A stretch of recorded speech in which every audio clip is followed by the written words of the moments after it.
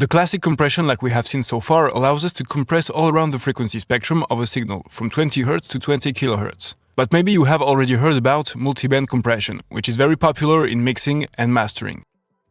Multiband compression is a technique where multiple compressors are used to compress different frequency bands individually. So, multiband compressors have several compressors working individually on a specific band. So we can have 3-band compressors like this one to treat the lows, mids, and highs separately. On the low band, I can decide to apply a big amount of compression, a light amount on the mids, and no compression on the highs. This is the point of multiband compression, the ability to compress each band like we want to get the sound we're looking for, and separating the bands allows us to have more control over the signal, to sculpt it with more detail, and to make a more transparent compression. During the mastering process, where we work with one track, that could be very handy and beneficial to compress the lows and the highs separately, and have a more advanced control over the mix. Also very interesting on instruments playing on a wide range of frequencies, like some synthesizers, that have thick lows and shrill highs at the same time. If the lows or the highs jump out too much, we can control them individually thanks to multiband compression. Now let's see a multiband compressor in action. Here we have this mix.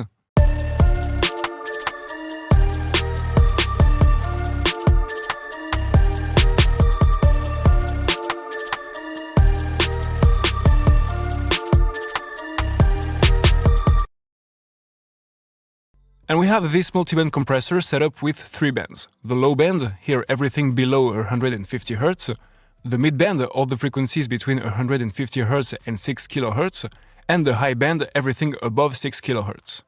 Let's say we want to build solid foundations with thick lows. We can achieve this goal focusing on the dynamic range of the low frequencies.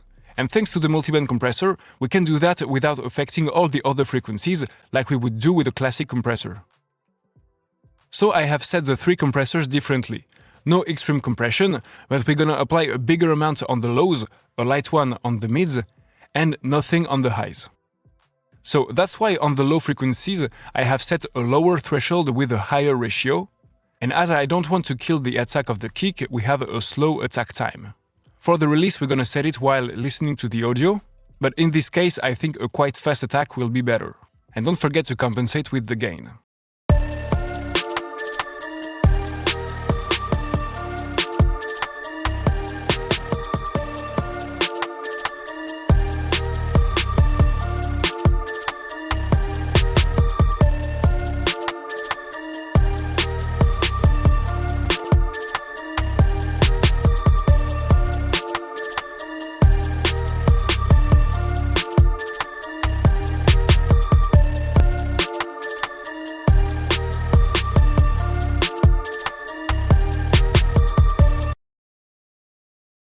For the mids, light compression, so lower ratio and higher threshold to tell the compressor to work less hard, and a not too fast attack time to preserve a bit the snare.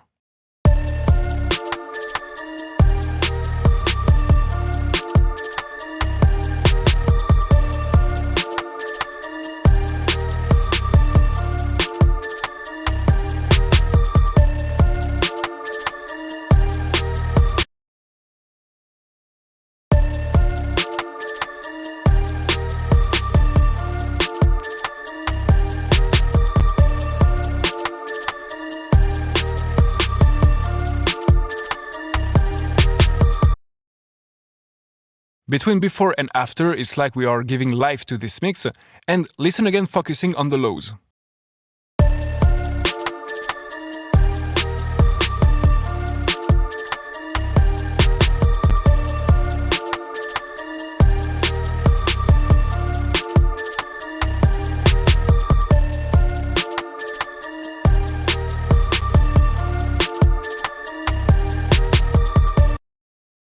We get thicker lows because we've been able to focus on this particular band to control the dynamic range by making the compressor work harder than on the other bands.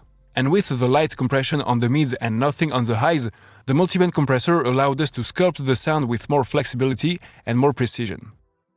So here is a good example of how useful a multiband compressor can be on a full mix, but as I said before, they are very useful on individual tracks, as soon as we need to compress differently different frequencies on a signal. We have seen here a demonstration with 3 bands, but there are a compressor with 4. even 6 bands, so we are able to work with even more detail.